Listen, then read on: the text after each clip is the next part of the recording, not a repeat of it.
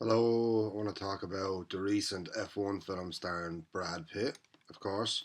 Major smash hit at the box office, killing it at home viewing, and it is class. I studied screenwriting, and the story, like, not that it's nuts and bolts, but it's solid storytelling.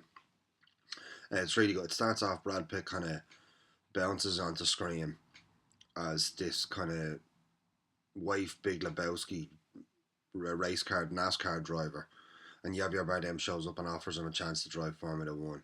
And at first, I thought, okay, this is just going to be a big movie star movie, which it is. Brad Pitt is kind of smiling, and there's friendly past banter with him and Javier Bardem. But it quickly settles into the drama, and in Formula One, there is loads of fucking drama.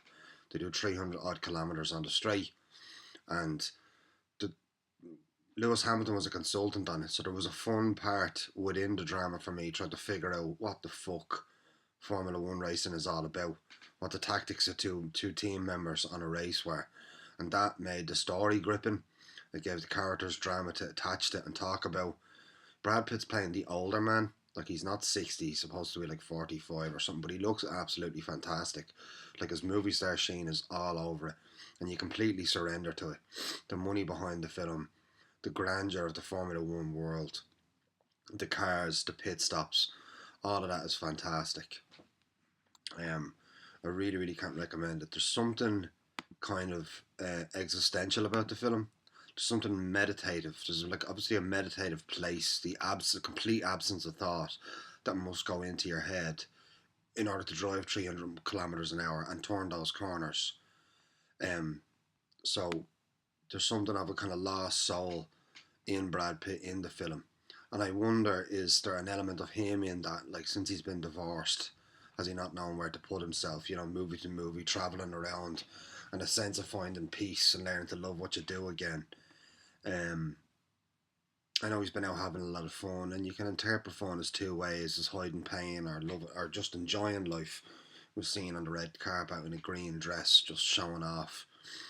Um, Kerry Condon of Banshees of Inisherin shows up, and she's an absolute delight. There is a scene where they kind of have their first bit of patter, and I know for a fact she made him laugh because I actually seen Brad Pitt kind of smile honestly in I don't know how long. I mean, sometimes he smiles like he's happy to be Brad Pitt, but this time he smiled. I wonder did the director not tell him who he was putting him in the scene with on the last minute, or maybe she was switched. Um, the young kid in the film is quite intense, Damien Idris as the young upstart, and their relationship is fine. It's worked around Brad Pitt, and the shots of the cars are fantastic. I'm sorry I didn't see it in the cinema. And if you've got a 60-inch TV, you'll be really, really rewarded. Um, because they're obviously able to place them on the side of these Formula One cars. And there's an interesting expose on YouTube with Brad Pitt actually driving an F1 car. So that'd be cool to see. It's kind of an instant Hollywood classic. Um, because I know it won't be long before the French lean the existential aspect to it. Like, I mean, just the mind blowing experience it must be to drive one of those cars. Apparently, they lose 4 kilos in one race, and the physical intensity that's required. I mean, they are absolutely athletes, even if they sit on their bums. And the racing is overwhelming in a joyous sense, and it's the most overwhelming race car and has been in a film because of the modern cameras. I mean, you're in the cockpit, you're on the side of the car, you're everywhere, and they zip by. The control room scenes are a little bog standard, but they all zip by really quickly. And of course, there's a bit of reversal. There's a villain that shows up to kind of complicate things, but all in the service of getting them past the finish line.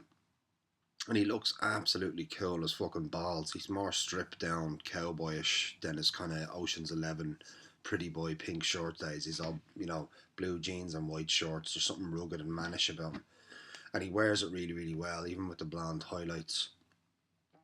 He's in great shape. He's tattoos all over his body, which aren't really highlighted, but you get a sense that this guy has noted different chapters of his life on his body, and you find it intriguing and interesting.